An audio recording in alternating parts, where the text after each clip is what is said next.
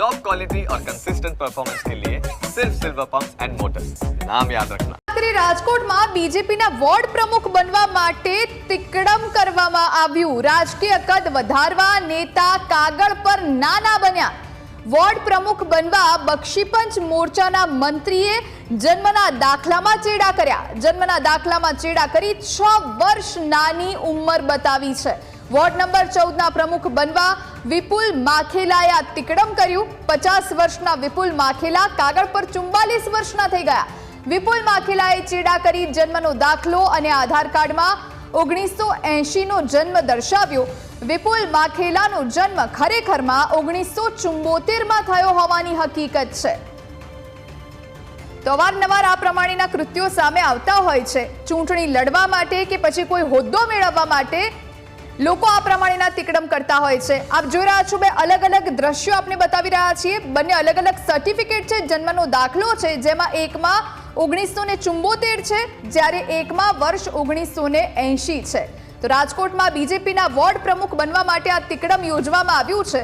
રાજકીય કદ વધારવા માટે નેતા કાગળ પર નાના બન્યા। વોર્ડ પ્રમુખ બનવા માટે બક્ષીપંચ મોરચાના મંત્રીએ જન્મના દાખલામાં ચેડા કર્યા હોવાનું તપાસમાં સામે આવ્યું છે।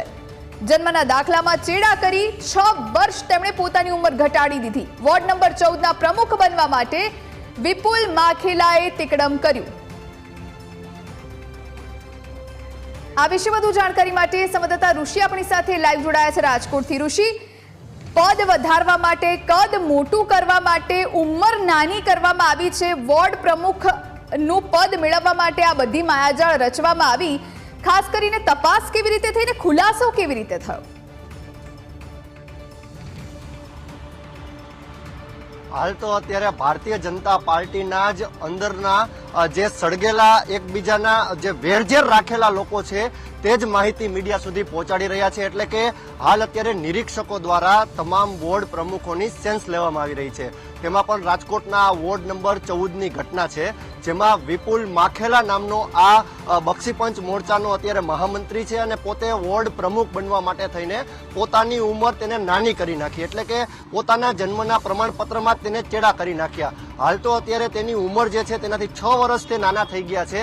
એટલે કે પોતાને સાથી કર્મી એટલે કે ભારતીય જનતા પાર્ટીમાં રહેલા જ તેમના સાથીદારોએ મીડિયા સુધી આ માહિતી પહોંચાડી અને તેમને આ અસલી અને નકલીનો ખેલ સામે પાડ્યો છે। એટલે કે જન્મનું પ્રમાણપત્ર જે ઓરિજિનલ છે તે પણ દર્શાવ્યું છે અને જે ડુપ્લિકેટ છે એટલે કે જે નકલી દસ્તાવેજ છે તે પણ મીડિયા સમક્ષ તેમને રજૂ કર્યા છે। સ્પષ્ટપણે લાગી રહ્યું છે કે એક વોર્ડ પ્રમુખ બનવા માટે થઈને આ કાર્યકરો કેટલી નીચલી કક્ષાએ જઈ શકે છે તે સ્પષ્ટ પુરાવો અત્યારે સામે આવી રહ્યો છે। હાલ તો અત્યારે ભારતીય જનતા પાર્ટી દ્વારા આમને સસ્પેન્ડ કરવા સુધીની કાર્યવાહી હાથ ધરવામાં આવી છે। ત્યારે તેમને બોલાવીને તેમનો પણ અભિપ્રાય લેવામાં આવશે અને ત્યારબાદ સસ્પેન્ડની કાર્યવાહી આગળ કરવામાં આવશે। જી ઋષિ, વિપુલભાઈ તો આ તપાસમાં તેમનું નામ તો ખુલ્યું છે, અન્ય આવા કોઈ ઉમેદવારોના નામ ખુલી શકે છે ખરા?